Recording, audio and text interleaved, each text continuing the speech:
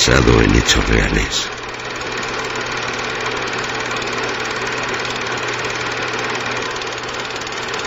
Pues sí, un viejo proyector de cine, de esos que ya casi no quedan. Porque las películas que queremos comentar tienen su historia fotograma a fotograma. Yo lo planteaba a mis amigos y a todos vosotros. Vamos a ver. Atentos porque esto es muy sorprendente. Es otra especie de caja de Pandora pero llena de celuloide. El interpretador, el hombre de la sala, colocando estas viejas cintas, es Javier Pérez Campos. 1847. Hydesville, Nueva York. Fraude o no, ahí nace el moderno espiritismo. Incluso hay una especie de monolito que lo recuerda. Unas niñas, unos golpes. Seguro que se ha contado en la radio más de 1847 veces. Así que no hace falta repetir ni un solo argumento. Se funda la conexión posible entre hombres y entidades de otros planos. Se cuenta que se encontrará también en el subsuelo el cadáver de un buhonero, Charles Bryan Rosma. Se cuentan 1000 historias que al final se quedan fluyendo entre la realidad y la ficción. Pero la fecha está clara, 1847. ¿Es posible que en Estados Unidos, 30 años antes, una familia viviese los mismos acontecimientos? Y me atrevo a decir, con mucha mayor gravedad, parece que sí. Esa película se llamó Maleficio y venía con el cartelito tan polémico de basado en hechos reales. Esta noche descubrimos si eso es.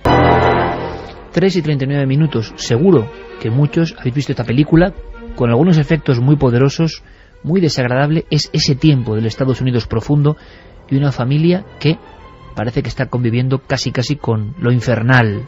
Pero es 30 años antes, repito, de los primeros sucesos del espiritismo. Maleficio. Javier Pérez Campos, compañero, resulta que Maleficio tiene una historia real muy poco conocida aquí en España. Pues sí, Maleficio es una película que además pasó un poco desapercibida, ¿no? Para mi gusto, por todo lo que muestra, ¿no? Y cómo lo muestra. Cuenta la historia, y nos vamos a centrar en la historia real, que tiene una fuerza, como decimos muchas veces, ¿no? La realidad supera la ficción.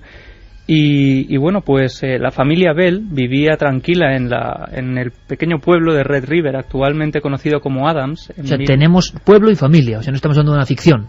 No, tenemos incluso fotografías grabados que ahora iremos comentando. Y bueno, pues esta familia llevaba 15 años viviendo en la completa tranquilidad de esa cabaña de madera, cuando de repente alrededor de este lugar empiezan a ocurrir fenómenos de todo tipo. Empiezan como pequeños arañazos en las ventanas, pasos en el piso superior de la casa, e incluso visiones muy bizarras. El padre John Bell, el padre de familia, una noche que regresa de caza y se encuentra merodeando por la puerta de su casa una extraña figura. Es un perro con la cabeza de un conejo que camina sobre sus dos patas traseras. Eso es lo que dice el padre.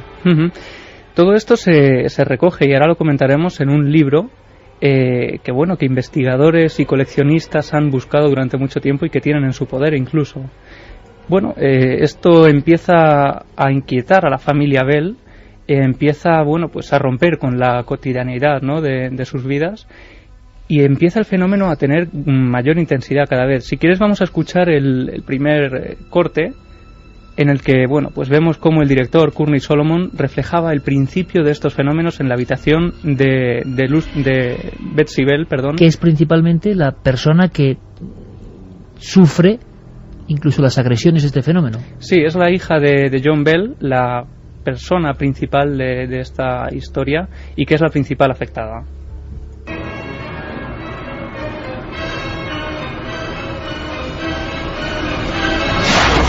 Betsy, ¿qué ha sido ese ruido? Madre, hay algo en mi habitación. Cálmate, cariño. Tranquilízate.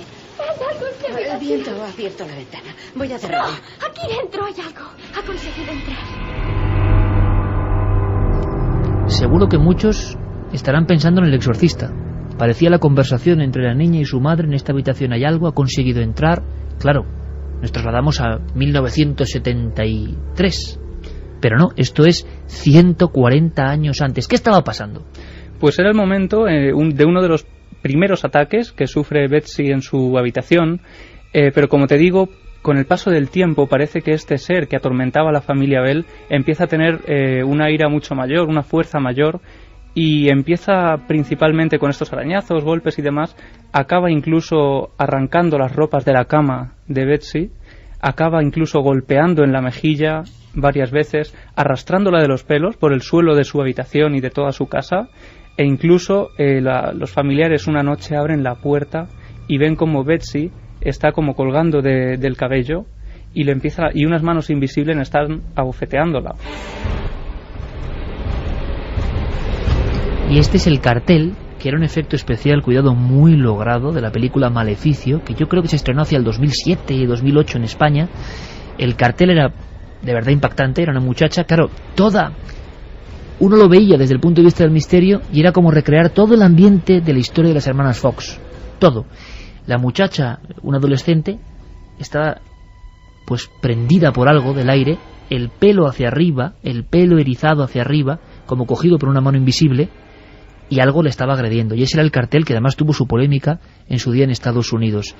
Al parecer, los investigadores del caso real llegan al límite de asegurar que esto estaba ocurriendo en esa casa en 1817. Sí, 1817. Y además la historia llega a tomar un calibre que gente de poblaciones cercanas incluso se empieza a acercar a este hogar casi como peregrinaciones hacia lo sobrenatural. La familia Bell en ningún momento cobra nada a todos los visitantes, incluso se les ofrece cobijo y alimento durante el tiempo que quieran estar allí. Y llega un momento en que incluso piden ayuda a un exorcista de la época, ¿no?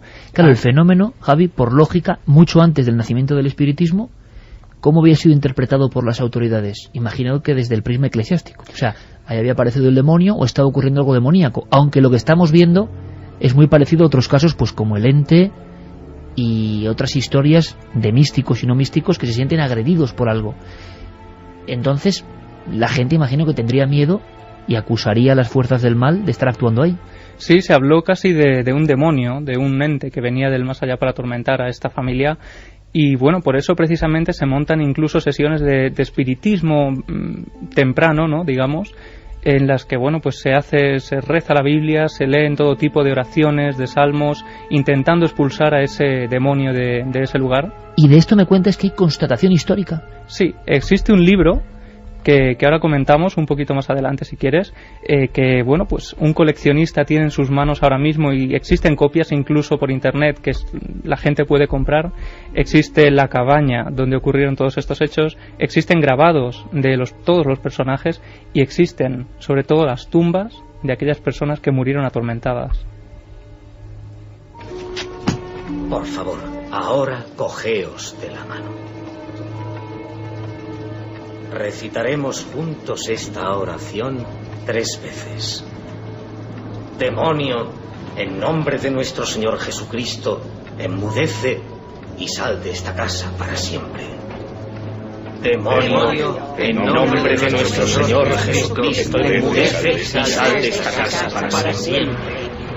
Demonio, en nombre de nuestro Señor Jesucristo, enmudece y sal de esta casa para siempre. Demonio, en nombre de nuestro Señor Jesucristo, enmudece y sal de esta casa para siempre. Nos imaginamos, evidentemente, un colectivo muy religioso, muy cerrado, muy temeroso de Dios y del demonio, centrado en esa casa. ¿Por qué?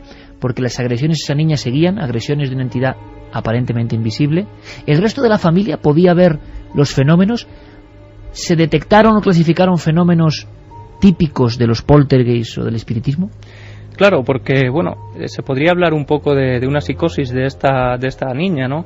Pero es que todos los miembros de la familia Bell sufrían en sus carnes, de una forma o de otra, los fenómenos de este tipo, ¿no? Siempre agresivos. Sí, siempre agresivos. Lo que pasa es que se habla, y en muchos estudios posteriores que se han hecho sobre este caso, estudios modernos parapsicológicos, se habla un poco de que este ente desconocido tenía cualidades casi humanas, y era selectivo, porque procesaba un odio terrible y atroz hacia John Bell, padre de familia, y también hacia Betsy Bell, y sin embargo hacia la madre, hacia Lucy Bell, procesaba sin embargo un cariño fuera de lo normal. E incluso, bueno, pues estas agresiones físicas eran visibles continuamente. Llega incluso a agredir sexualmente a Betsy Bell. Esa escena que luego veríamos en películas como El Ente ya ocurrieron cientos de años antes. Y bueno, incluso pues otro tipo de fenómenos como por ejemplo, llegar a reproducir conversaciones que habían ocurrido y tenido lugar en casas de los vecinos, pues en el salón de la casa de los Bell. Estabas hablando de personas que en aquella época, siglo XIX, aseguraban que estaban oyendo voces que se correspondían a escenas, claro, mucho antes de cualquier tipo de grabación, que se producían en otros lugares. Sí, e incluso que adelantaba hechos futuros que iban a ocurrir y, bueno, amenazaba continuamente de muerte a John Bell, y esto es un hecho importante porque finalmente acabaría ocurriendo lo que este supuesto ente decía desde un primer momento. Hubo incluso presencias en la casa humanas, me refiero, de máxima importancia, interesándose por el caso. Sí, allí llegó un hombre, pues una persona de alto rango militar, a tomar constancia de lo que estaba ocurriendo, ¿no? Esa persona vive en sus carnes todo lo que allí le habían comentado, las agresiones, con más virulencia que nunca prácticamente.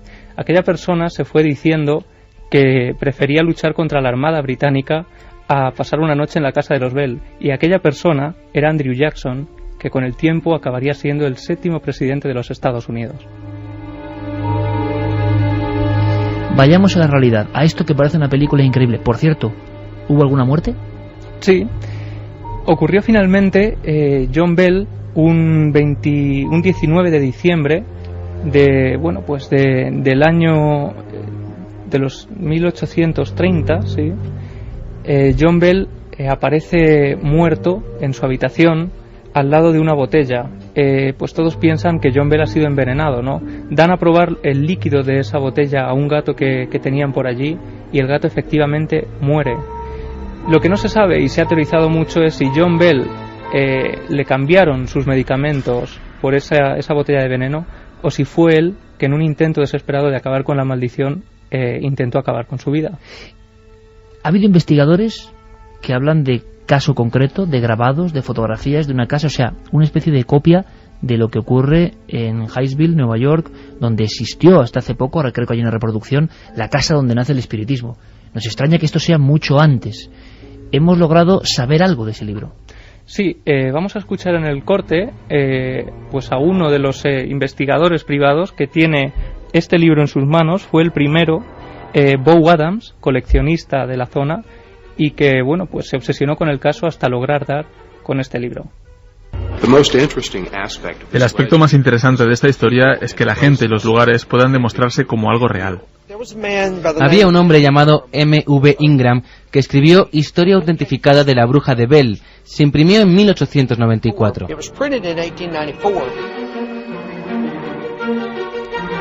1894, un libro siempre desde el punto de vista de lo brujeril, nunca mencionando el espiritismo, pero lo que cuentan en esa casa pues tiene mucho que ver con fenómenos que todos conocemos, se han hecho célebres después. Esa familia, al parecer, pues fue enterrada cerca del lugar y está en sus tumbas. Existen documentos sobre sus tumbas y los principales protagonistas de esta acción o infestación diabólica, según, ¿no?, la mentalidad de su tiempo.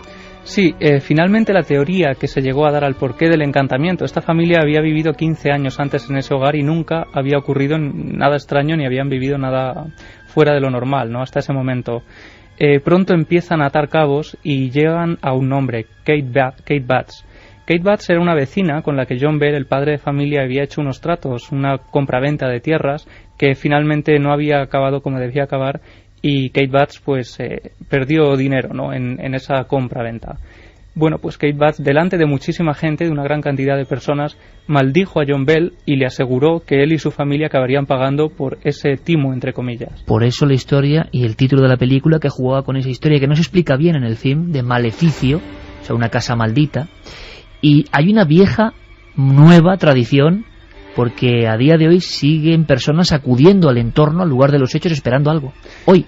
Sí, porque el momento en el que el ente se va es un momento también muy de película, ¿no? Aparece una gran bola de humo en medio del salón y una voz asegura ser el espíritu y asegura que se marcha, pero que volverá 7 años después para atormentar a sus predecesores. Efectivamente, las crónicas constatan que 7 años después vuelve ese maleficio durante unos días a atormentar a los descendientes de la familia Bell, que aún hoy en Red River se siguen encontrando gente con el apellido Bell, y en ese momento, a los 7 años, dice que volvería 135 años después. Pues bien, Iker, esa casa sigue hoy en pie, es un museo, el Museo de los Bell, donde se habla de toda esta historia, y son decenas los visitantes que a estas horas de hoy siguen acudiendo al lugar casi en peregrinación, siguen haciendo fotos y siguen contando experiencias de imágenes donde se ven cosas bastante extrañas, de grabaciones fuera de lo normal e incluso de esas sensaciones como si la maldición continuara allí hoy en día. O sea que en la época de lo digital, en pleno siglo XXI, evidentemente un hecho que seguro que tendrá componentes de leyenda adosados con el tiempo, historias absolutamente delirantes, pero que parece que tienen una base real. Hay investigadores y ese libro, que sería una joya encontrarlo, chicos. Yo creo que ese libro de 1894, hablando de un caso 30 años antes de la familia Fox, me parece sorprendente. Yo no conocía la historia, investigaremos, pero es que hay muchas películas que tienen pues como un doblaje maldito en este sentido, ¿no? Se olvidó parte de la información, una información que nos interesa desde el punto de vista de la realidad. Sea exagerado o no, hoy en día sigue la peregrinación a este lugar concreto, a una humilde casa de madera. Es el origen, la historia real que esconde la película Maleficio. Javi, muchísimas gracias por esta extraña proyección. Gracias, Ricardo.